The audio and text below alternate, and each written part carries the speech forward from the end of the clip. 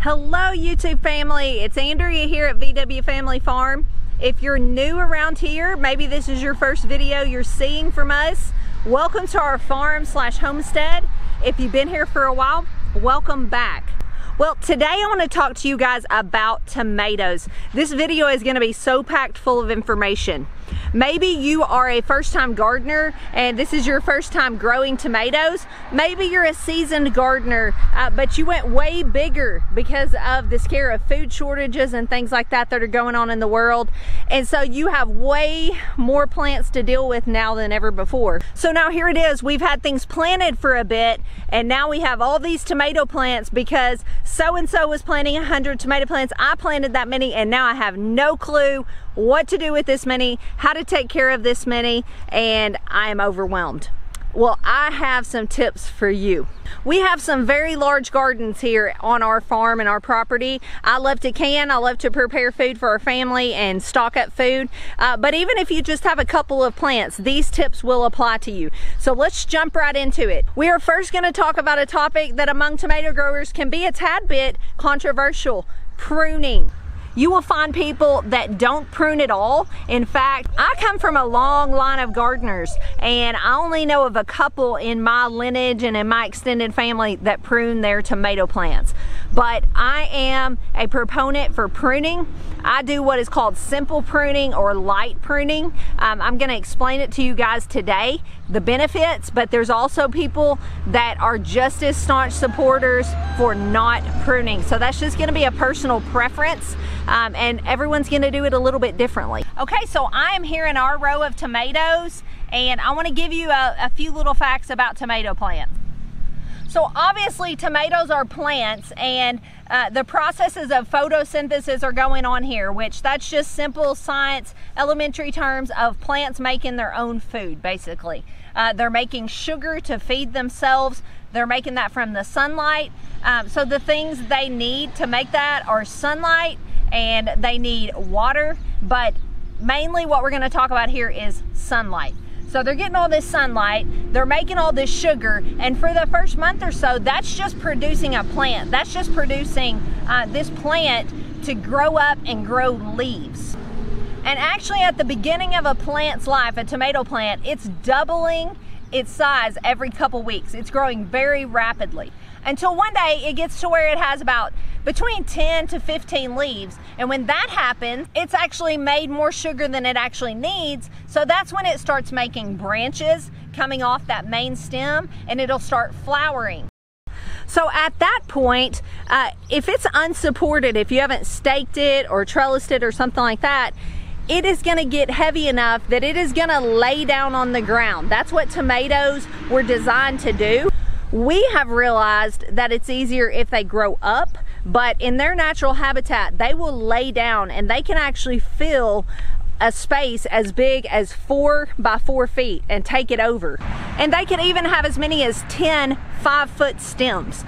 So that's what's going to happen if you do nothing to your tomato plants. I'm going to take you in our greenhouse and show you one that is kind of turned into a mess like I'm talking about. So here we go. This is one that didn't have a trellis. We tied it up on some paracord, but we pretty much let it do its thing, and you can see it has spread.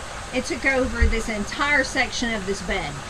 It's still producing fruit. You can see it's still very fruitful, but there's a lot of foliage down in there that's not getting any light anymore because it's dark under there. So all that to say, tomatoes need to be supported. And there's a few different ways you can do that. You can use a fence, which is what we have. You can see this fence is just cattle panels, T-posts going all down through there. And we have this same setup in our back garden with welded wire. That's actually more like this wire the sheep are behind. We have that on a fence in the back garden. Now, if you do use a fence as to stake your tomatoes, you're going to need something to attach it to the fence. You can see in there these little clips. This is what we use. They're reusable. You can open that back up and use it year after year. Those come off Amazon. You can use pantyhose, although that's not biodegradable.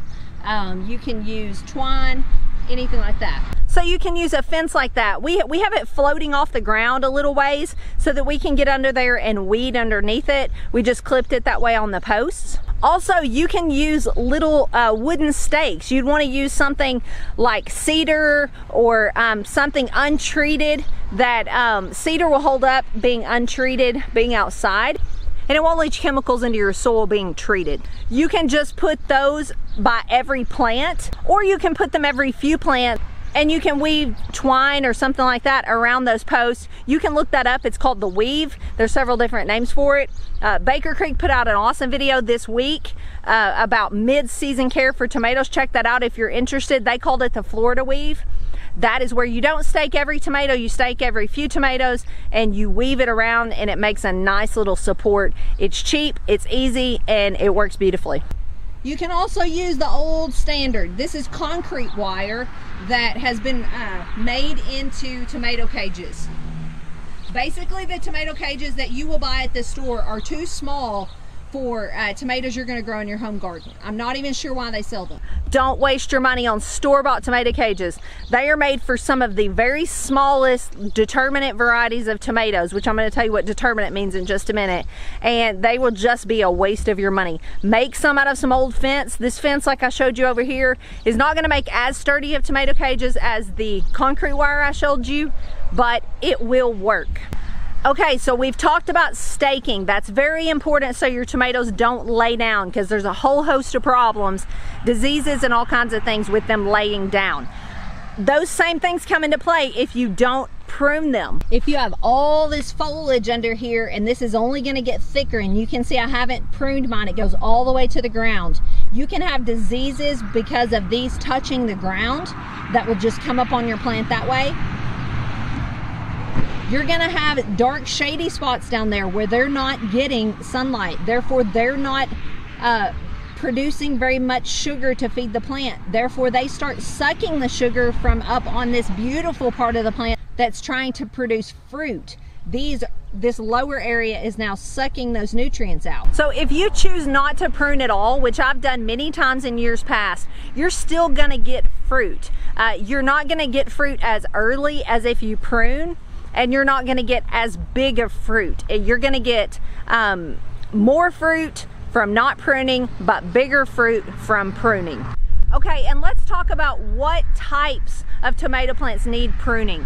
Now, if you look at the catalogs, Haas Tools, Baker Creek, all the good seed companies that produce seeds here for us homesteaders, you will notice in the descriptions, they will tell you whether they're a determinate variety or indeterminate. Determinate just simply means it has a much shorter growing season, but it's a much better defined fruiting period. If you plant indeterminate varieties, which is pretty much all we grow because we have a very long growing season, you're gonna get fruit all the way up until frost if you take care of your plants. And if some of these pruning techniques will keep you from getting leaf spots because your plant is gonna dry out faster because it has better airflow. You're gonna get less fruit rot. You're just gonna have less problems if you prune correctly because you're not gonna have rain and water sitting on them as long. You're not gonna have soil splashing up on your lower branches and your lower fruit. But determinate varieties have a more defined fruiting period, and determinate varieties also don't need the pruning that indeterminates do. They just don't. It's not going to affect them as much whether you do it or whether you don't. If you prune determinate varieties, you might just want to remove a few suckers is all. And I'm going to show you what suckers are, and let's get to pruning so you know how to do it. Okay, so this is a perfect example of a sucker. You can see this main stem of the tomato plant. You can see this is a branch coming off of the plant, and then you can see this is a sucker. It's in what's called, they actually call this the crotch or the axle, and that is a sucker right there. And the best way to do it is just pinch it off just like that. You can actually take this sucker now at this point and root it and grow a whole new plant that is way far ahead of the game. You can see if you were sprouting seeds and you got it up to this size, that'd be a pretty good sized plant. Now you have a great start on fall tomatoes, on a little bit later crop than your main one.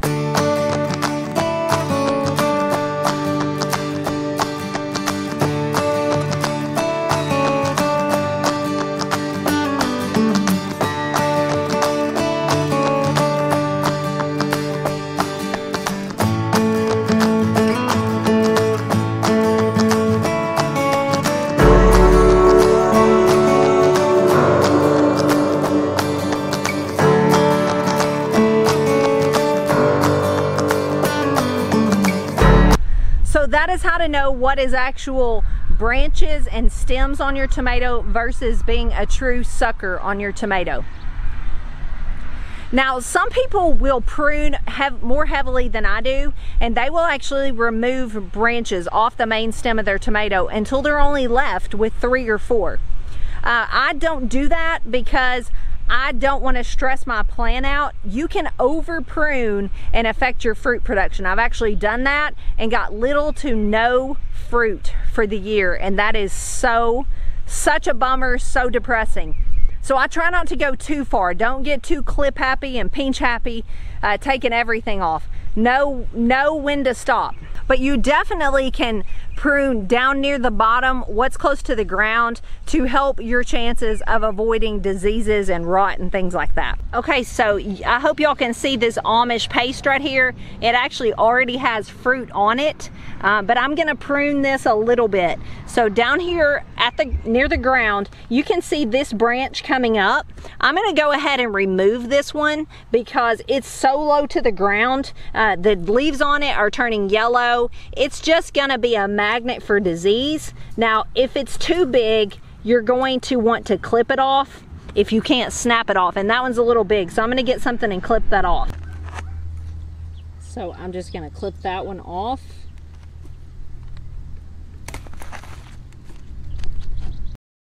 You can see this one's a little further up. I'm gonna actually leave that, but I'm gonna go ahead and pinch off these that are hanging down towards the ground. They're yellow and kind of disease looking, so those are gonna go. I'm gonna clip that up with some of my clips I showed you and see if I need to trim anything else.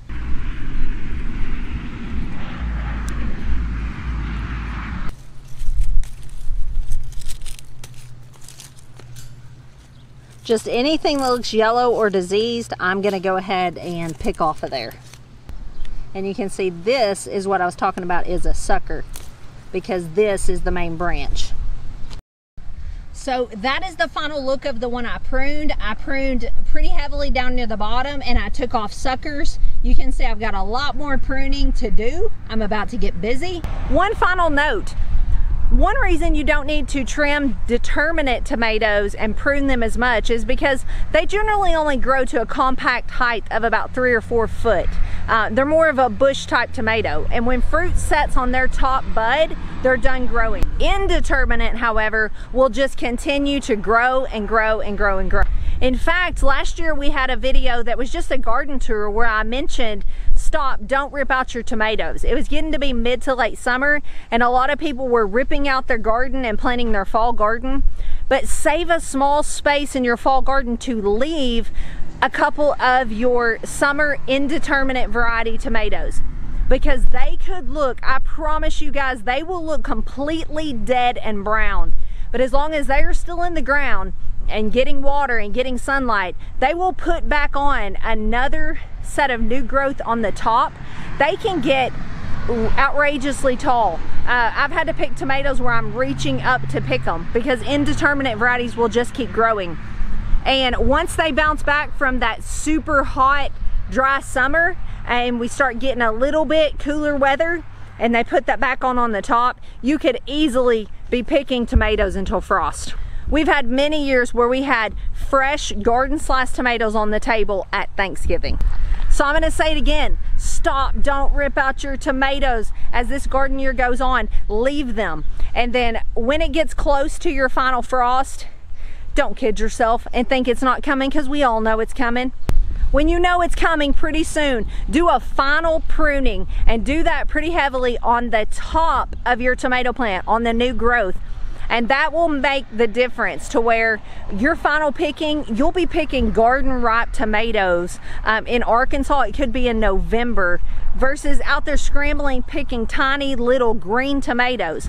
Those have a place too. I've made many green tomato pickles, but wouldn't it be cool right up till frost to have fresh vine ripened tomatoes? All right guys, I hope that helped you. I hope it gave you some useful tips on growing tomatoes, because we are smack dab in the middle of tomato growing. It will not be long. We will be eating tomato sandwiches and tomato everything. I can't wait. I will see you guys on the next video. and I appreciate you watching. If you haven't, please subscribe to our channel. Share these videos on all your social media. That's the best way you can help our channel out, is share our channel. Thank you so much. We appreciate you guys, and God bless. All right, guys, one last little tidbit I wanted to mention before we sign off here. This is a bonus tip, is fertilize. Unless you've had soil tests done and know exactly what is lacking in your soil, you're going to want to fertilize your tomatoes with a balanced fertilizer of nitrogen, potassium, and phosphorus. Those are the three major macronutrients that tomato plants need. Just be careful, follow the directions, because you can burn your plants with fertilize, too much nitrogen. There's recommended ways of administering it so you're not getting it directly on your plant. Follow those directions. It's nothing scary. You can do it, I promise. Just read the directions. As well as if you over fertilize with, say, nitrogen, you could wind up with a big, beautiful, lush, deep, dark green plant and very little fruit. You could just be growing a big, beautiful bush. You don't want to do that either. So follow those directions. There's many great resources for fertilize these days. Organic fertilizers are much more popular than they used to be. Haas Tools is a great place to get fertilizers, as well as there's many online retailers. So go check those out. We have a link below to Haas, but they're all over the place. So you pick a place, get some, and get to growing tomatoes.